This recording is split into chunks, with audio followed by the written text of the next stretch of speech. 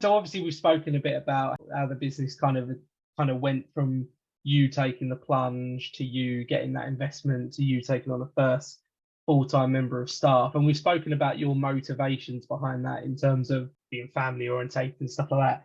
In terms of your inspiration, who has inspired you most to kind of keep driving you to get up in the morning, to get things done, to take these plunges and to keep striving to make the business and take it to where it is now? I think my parents were and are big inspirations for me. I think my mum was such a caring, kind of giving, loving person, and how she kind of like fought her illness. She was sick for about 7 years, and she never complained, she never kind of moaned, and I take a lot of inspiration out of that. If I'm having a hard day, a difficult day, I'm never gonna have a day as hard as the days my mum had. I'm not gonna have a bad business day. In terms of the stuff that my mum went through every day for 7 years. Like whenever I'm having a bad day, and I've got 4 photos of my mum in front of me here on my whiteboard that I look at every single day of my life. I'm looking at those photos, and they are there for that reason. It's they like, hey, remember that things could be a lot worse, and be grateful for. Yeah, I guess if she had the resilience to go through what she did, then you absolutely have the resilience to go through a bad day at the office. Yes, 100% that. Yeah, absolutely. And then my dad, he worked his way up, from a very kind of lowly position at McVitie's biscuit people, to a very senior position at McVitie's, and did that through an absolutely crazy work ethic. And when we were kids, he was doing 2 jobs. He was doing his job in the day, and then he was going off and doing a cleaning job in the evening to make ends meet, because they had 2 small kids and Dan. And that's always stuck with me. That phrase actually has always stuck with me. That it was that kind of like, well, we do what we have to do to make the money and to have the life that we have and that we need. So I think that joint inspiration, again, I don't have any problem getting up in the morning and sitting at my desk, because I've seen 2 people attack life and work in that way. And I think when I actually sit down and think about it, I'm a real hybrid of the 2, in that I work really hard. I've got a really great work ethic, and so does Dan. That's really come through to us both. But we're also both really family orientated, kind of like, kind of we like to enjoy our lives, and we like that family vibe as well, and to make sure that we get the best of both worlds, and so yeah, I think inspiration wise, those guys have, I feel like I'm a real hybrid of the 2. So in terms of what kind of makes you tick and what kind of gets you up in the morning, that inspiration and that drive has been the key thing there. Yeah, I think also the drive, for me as well, certainly much more in recent times than before, but it's becoming ever more apparent to me that the team, you guys, and obviously, I'm lucky, and Claire works in the business with us as well, and Hayley, Dan's fiance, works in the business as well. So that drive for me is that I want everyone to have a really good life, and I want everyone to think, wow, we work for a great company, we have a really good work-life balance, we get a lot out, we put a lot in, but we get a lot out. That drive for me is absolutely there, because it means so much to me to sit down with each member of the team and have really positive conversations about work and about life, and to see that, I hope that I can help make things happen for people in relation to the fact that they work for this business. I've been lucky, and I've had colleagues say, oh, I'm so grateful to have this job, it's enabled me to get a mortgage. And God, that's a byproduct I would never have really thought about in the past. It's that kind of thing, it's the stability maybe that different members of the team have because of the job and the role, and that has to get me out of bed in the morning. So I'm like, look, if I don't make enough money to support this business, then each member of the team potentially suffers if the business goes under, or if things don't go to plan, or whatever. Yeah, I think it works both ways as well, because I think that we, as your employees and as employees of the BrightClick, can see that drive, which kind of I think inspires and drives us as well. I certainly feel inspired when I get up in the morning and we're all online nice and early and we're all ready to go, and but with the understanding that things do happen and we're all kind of there for each other if we need to kind of take a step back for whatever reason, whether it be kind of personal reasons, or things are extremely busy all of a sudden, which they more often than not are. Yeah.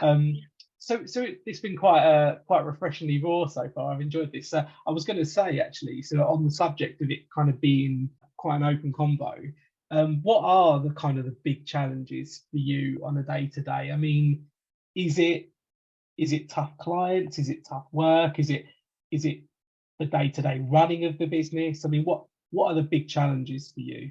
I think the main challenge for me is, well, I think for any business, cash flow is a huge challenge. I think it's making sure that you've got enough cash in the business to do the things with it, i.e., ultimately to pay the bills and to pay the team.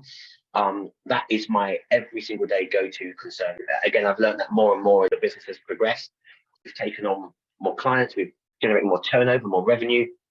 But there's a lot of cost involved in servicing it. Like, we pay around £4,000 a month for software, which, and when I started the business, all I had was Hootsuite, which was free for the first 5 clients or whatever. And now we're spending, the best part of £1,000 a month on its equivalent. Yeah. Now you have me knocking at your door going, can we have this new piece of software? Yeah. Can we have this one? I want this new scheduling tool because it can do this, this, and this. Exactly that, and of course it's important that we have the tools to service the clients, but that comes at a cost.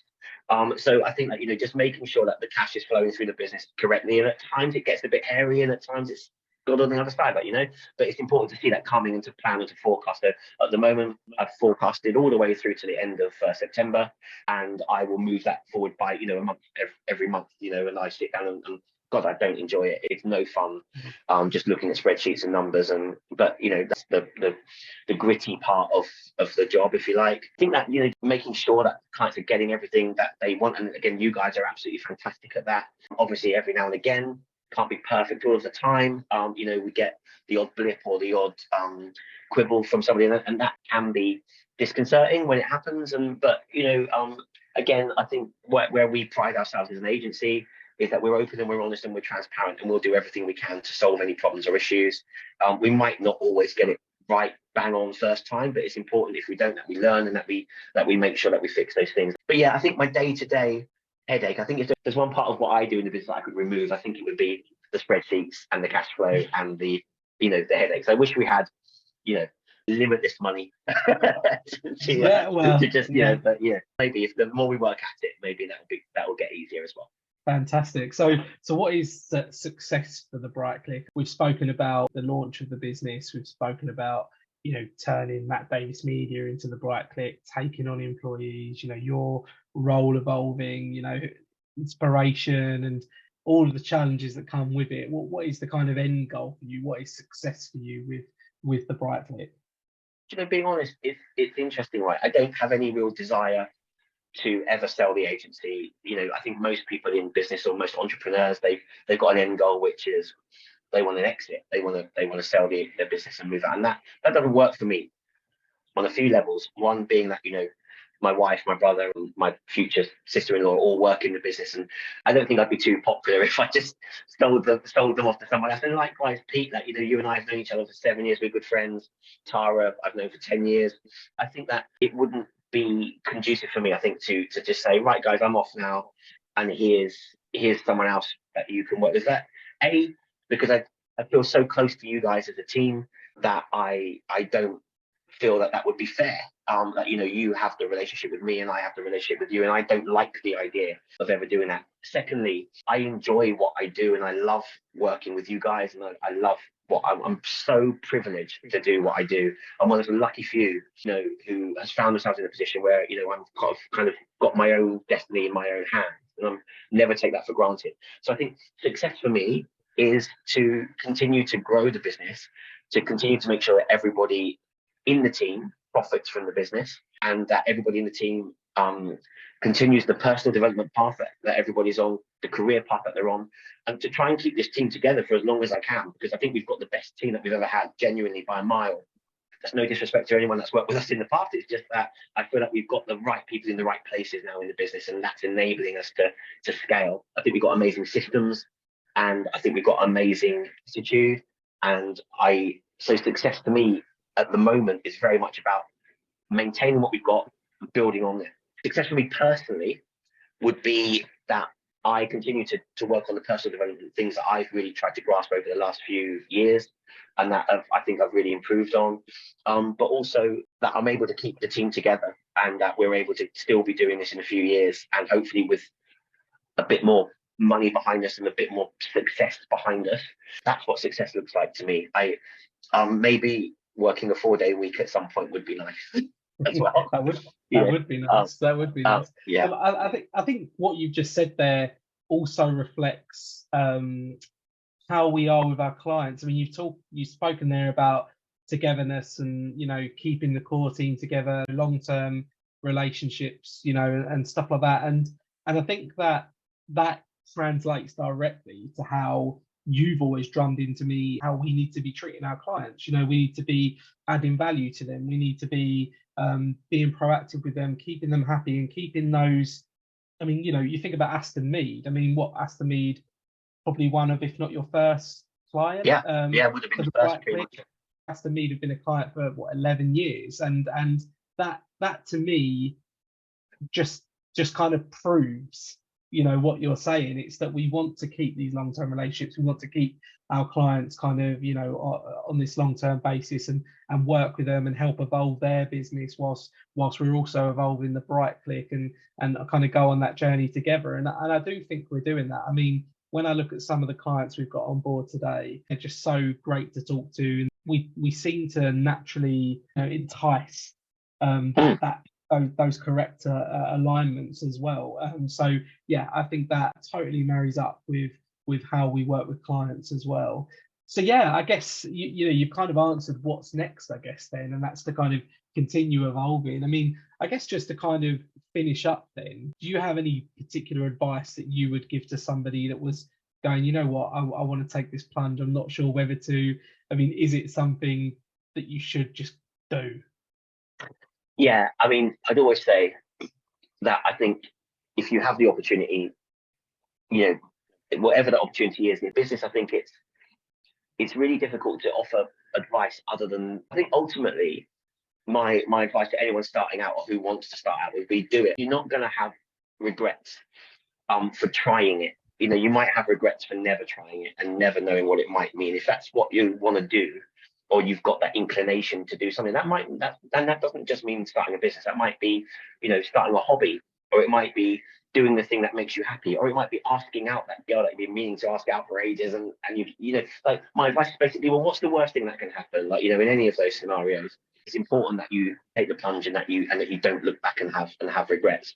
My main advice to anyone starting a business, 1,000,000%, is to know your numbers, plan and forecast, and because I didn't do too much of that in the early days, and I was quite often on the back foot, you know, with just things I wasn't expecting. Even, you know, when we got VAT registered, and suddenly you're like, right, okay, so now I've got to charge everyone 20% more, and how does that affect the forecast? Or, you know, when the first time I had to pay corporation tax, and my accountant goes, oh, you know, here's a $5,000 bill for corporation tax. And I'm like, what the hell? What, I've got to pay this $5,000?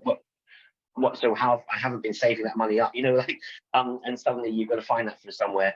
I think that, you know, I would take a crash course in the numbers. It's not sexy, it's really not fun, but it's really, really vital, I think, to know those numbers, and to have all those things. You know, on Dragon's Den, when they stand up and they say to them, all right, so tell me your numbers for the last 3 years or whatever. And then they kind of go, and they say, right, those numbers should be ingrained in your head. They should just be there. I always think it's a bit unfair that they put them on the spot, because it's a lot when you're under the lights or whatever, like suddenly come up with 3 years worth of numbers. But you kind of have to know them. You've got to know what your profit is, what your gross profit is, what your net profit is. You've got to know the difference between those two. You've got to know the bottom line, what impact different things are going to have on those numbers. To forecast ahead, to have lines that say, right, if we took on another member of the team, how does that affect cash flow, or all those kind of things. I think that, you know, it isn't fun, and it isn't something that's come particularly naturally to me. But if I started a new business tomorrow, that would be my 100% focus. And then the other one would be just have enough marketing pillars in your arsenal to win business. Like, you know, too many businesses rely on just one source of lead gen. Now that switches off, you're buggered, right? You know, one of the big things we've got as an agency, because we've got the skills, luckily, to do it in-house, is to have, you know, all of these different routes that people can find us. And, you know, every day we're getting 2, 3, 4 leads in the inbox. And that's because they might come from organic SEO, or it might come from Google Ads, or it might come from a newsletter, or it might come from one of these vids that we're sticking on YouTube or whatever. the more of those pillars that you've got available to you, the more chance you've got of lead gen and ultimately winning the business. And then the third advice I would give is to be honest and truthful to yourself, and to be and to just say it how it is, and to not try, like, bullshit anybody, or to not, like, pull the wool over anyone's eyes, or think that there's a secret route or a quick route or a silver bullet or anything like that. Just be yourself, be open and honest, be open and honest to your team, be open and honest to your clients, and let the rest, kind of take care of itself, I think.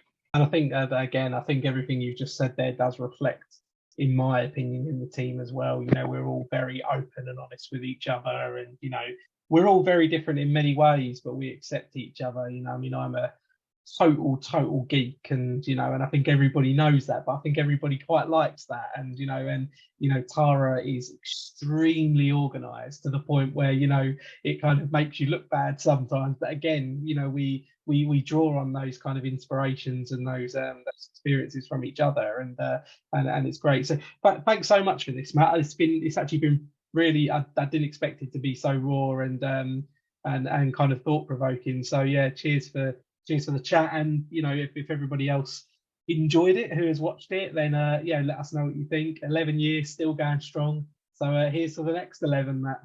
Absolutely, Pete. Thank you very much. I really enjoyed it. It's been great fun. Nice one. Thanks a lot.